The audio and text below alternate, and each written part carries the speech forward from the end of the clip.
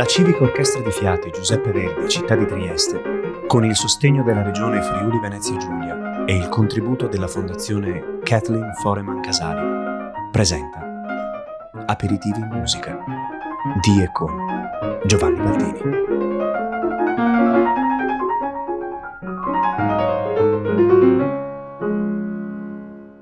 Torniamo ad Ennio Morricone, che assieme a Sergio Leone diede vita ad una delle pellicole più famose di sempre, ovvero Once Upon a Time in America, che per noi è C'era una volta in America.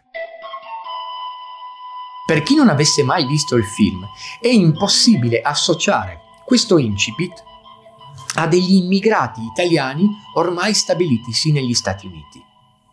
Il flauto di Pan, in effetti, non ha alcuna relazione logica con la nostra tradizione musicale e culturale italiana.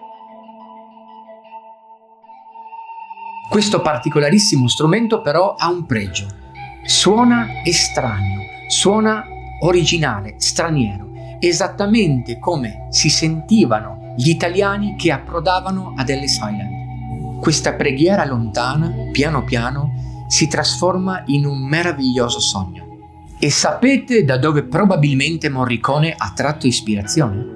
Più volte, anche in altri film, in altre colonne sonore, Morricone si è ispirato alla tecnica compositiva utilizzata da Gustav Mahler. Ma c'è ancora un elemento che manca.